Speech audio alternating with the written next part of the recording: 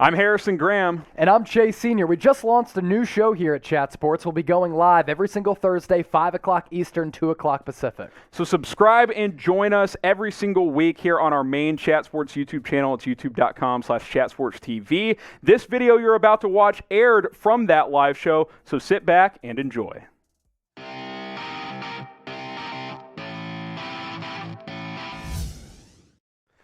Week 2 of the college football season is here. Chase and I are going to go through some of the top matchups in Week 2, break them down a little bit, and then make some picks against the spread as well, so it should be fun. We'll kick things off with big noon kickoff with Joe Klatt, Gus Johnson. You know he's going to have some calls on the game. Oh, the Ducks, the Buckeyes. Wow! Wow! C.J. Stroud. It's going to be lit in Columbus as they host the Oregon Ducks. Top 15 matchup here. How about Ohio State? 14.5-point favorites after beating Minnesota just by 14 last week. The Ducks snuck by Fresno State, who's actually a sneaky good Group of 5 team right now. Should be a fun matchup in Columbus. So I'm kind of intrigued by Oregon because so many people are down on the Ducks because they're like, oh my gosh, they only snuck by Fresno State. Fresno State is a really good football team. They can play. And I'm not really too confident in Ohio State covering that 14.5-point number.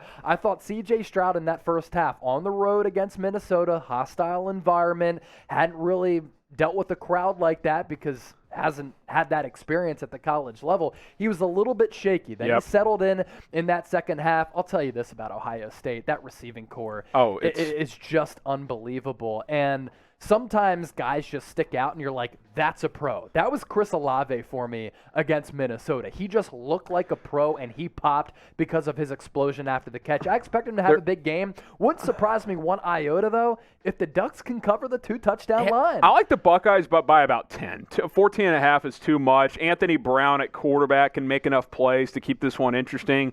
I'll tell you what, another player on that Buckeyes offense, Travion Henderson, the freshman running back, he took that swing pass to the crib about 70 yards.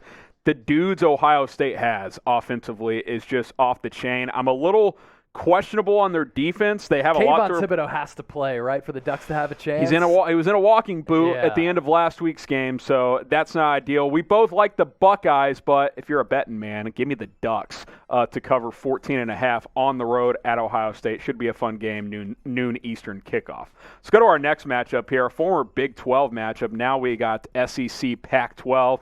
Texas A&M -17 on the road at Colorado, who was a good team last year, started off 1-0 again this year.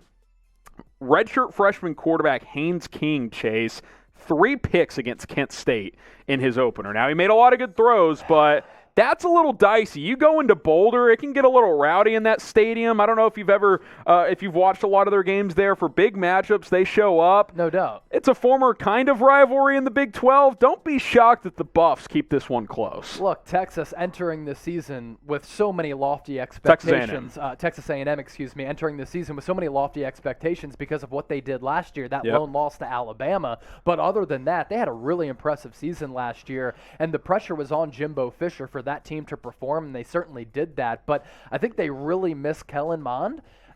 He's no longer obviously the quarterback for Texas A&M, and at halftime, in front of a packed house last week at home, they're leading Kent State only 10-3. I think a lot of people were sweating. They were quaking in their boots, and then they end up winning that game, going on a run to end it 41-10. 17 points, though, that's a fat number.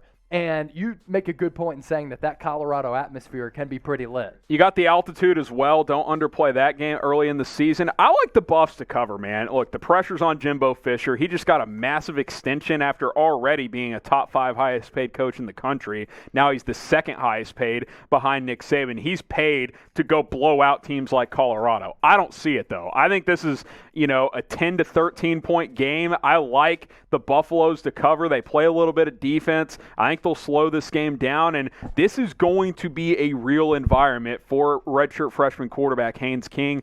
I'm not going to pick the upset, but I think Colorado keeps this game pretty close. I'll pick A&M straight up, But I think against the spread, I think 17 is way too big. And by the way, for each of these matchups, let us know who you like in each game. You can type T for Texas A&M, C for Colorado, for example. We're making our picks. We want you guys to make your picks with us as well. You with me? You like the Buffs to cover here? I kind of like Colorado. 17 is huge in a Power 5 matchup, man. Number. That's a huge number between two Power 5 opponents. How about this one? Cy-Hawk, the Cyclones and the Hawkeyes. This rivalry is back. This line is confusing to me, Chase. I know they're at home, but if you look at the history of the Matt Campbell era at Iowa State, they start extraordinarily slow, like a snail. You get them into October, they take off. They win 6 of 8 down the stretch, whatever. Iowa has owned this series in recent years, and they're getting 4.5 on the road. I get it's a road game, but Iowa State struggled against Northern Iowa last week. Now, I'm not overreacting to that because Campbell does this every year. He struggles early on in the year, but it's early on still. I like Iowa not only to win or to cover, but to win straight up. I think the Hawkeyes win this game at Iowa State for the reasons I just mentioned. Iowa State starts slow religiously. They do get Charlie Kolar back at tight end, who was out last week, but 2 pick sixes for Iowa last week against Michael Penix Jr. I was pretty disappointed in Indiana, but I was more impressed with what Iowa did in that matchup. Tough to play a conference opponent in week 1, and they drilled Indiana. I like the Hawkeyes winning this one straight up, not just against the spread. What Tom Allen did last year with Indiana was fantastic, and I still think that Indiana is going to be a very good team here in 2021. Agreed. The credit goes to Iowa for how they were just able to dump truck Indiana. They were ready to go, and they're a really good football team, and I think a lot of people are sleeping on the Hawkeyes, mostly because of last year. Yep. So you look at last year's schedule. Iowa opens up the season losing to Purdue. 0-2. They lose the following week to number 14 Northwestern. Then they go on a tear. And I think that momentum has carried into this season. And this is my favorite pick of the week, Iowa plus 4.5. But after those 2 losses to start the season, they beat Michigan State 49-7. They dump truck Minnesota 35-7. They just completely crush Penn State 41-21. They take down Nebraska 26-20. Nebraska, a bunch of scrubs. They beat Illinois 35-21. And then they end the season taking down Wisconsin 28-7. And I think that momentum, as I mentioned, carried over, built up last year, carried over into this year. You saw it in week 1 against Indiana. I think it continues in this in-state rivalry. I've never been the biggest Kirk Ferentz guy. He's been the Iowa head coach forever, but he's a steady presence. They're always solid. They're never great, but maybe this is the year they break through and win 10-plus games. More games to break down, and hey, I'm going to make some money this weekend. I made some last weekend. I went Penn State plus 6. My goodness. Easy money. Went 3-2 last week. Feeling good about it. Going to do it again this week. Make some money with BetUS. Chatsports.com/bet. Use that promo code CHAT125. That'll get you a 125% deposit bonus.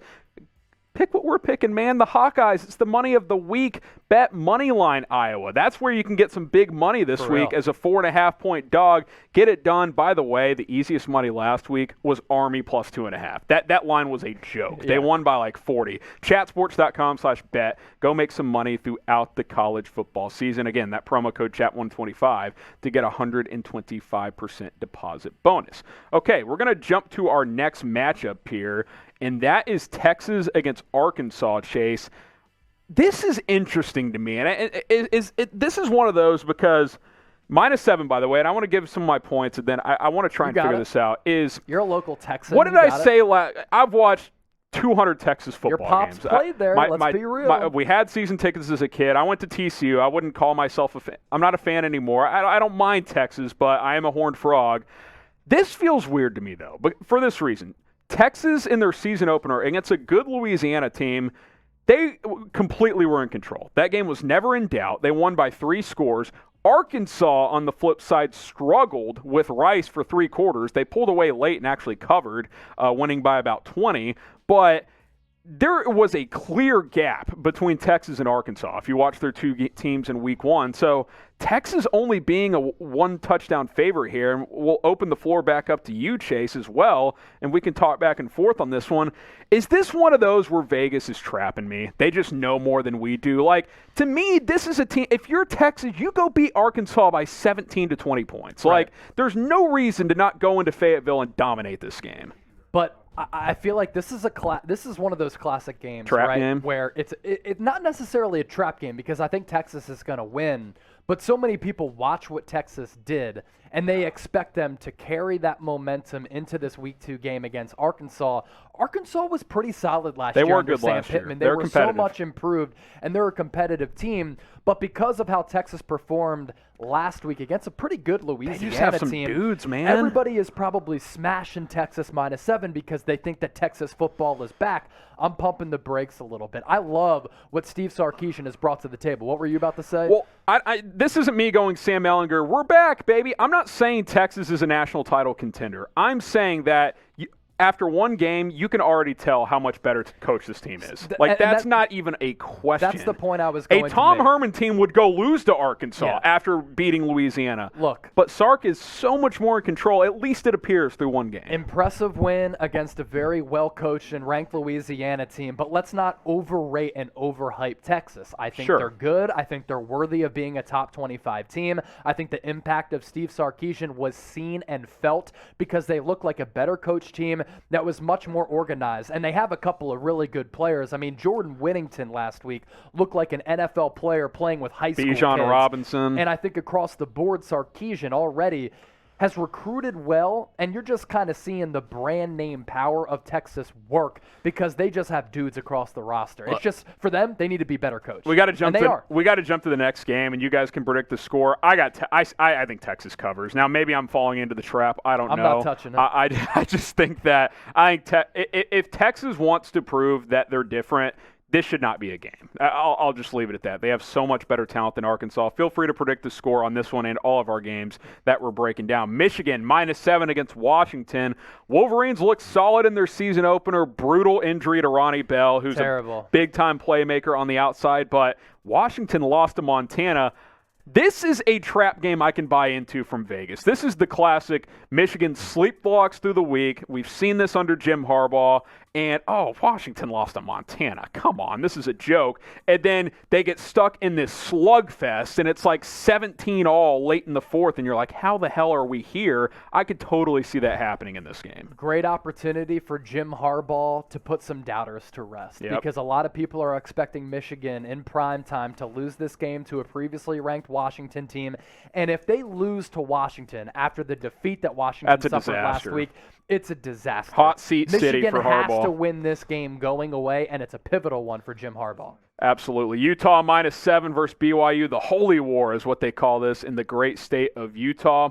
I like BYU at home, man. I think they for sure cover, and they play a lot better at home than they do on the road. I think they cover. I don't know if they win, but this is a program that consistently is going 8-4. They're good year in and year out. I like the Cougars to cover and maybe even win this one. I'm with you on that, but I'm more excited for these upset picks that are coming up right now. Let's get to it. So those were the big games of the week. We'll go through each of our upset picks. We have one each. And it's got to be a touchdown or more underdog. I've got App State straight up over Miami. I think they win this game. This is a great program at App State. They've been good since they beat Michigan almost 20 years ago. They've grown into a strong FBS program in the Sun Belt. Miami is reeling. De'Aaron King does not look healthy. They're going to be physically whipped after that Alabama game. I think they beat the Hurricanes on the road to start 2-0 in the 2021 season. Here's my upset pick. I couldn't believe the line when I saw it. Northern Illinois coming off a win against Georgia Tech on the road. Wow. Touchdown underdogs against Wyoming. I'm gassing Northern Illinois. Let's ride and let's go. I'm putting the cheddar down on that game. You money lining what are they? Are they the Huskies? What are they Huskies. out there? The North. Yeah. I remember. Remember Jordan Lynch back in the day? His brother is now the backup at Temple. Oh wow! Then we're not no Temple upset pick this week. No, had them plus 14.5 against Rutgers, and they got absolutely torched by Greg Schiano in that one. Those are our college football picks. We're gonna probably pick games every week, so subscribe. Join us week in and week out. Chase and I are going live with our brand new show every Thursday, 5 o'clock Eastern, 4 o'clock Central Time. We'll make our college picks of the week. It's a lot of fun, so subscribe and let us know. Who's your favorite college football team? Let's hear it in the comments section.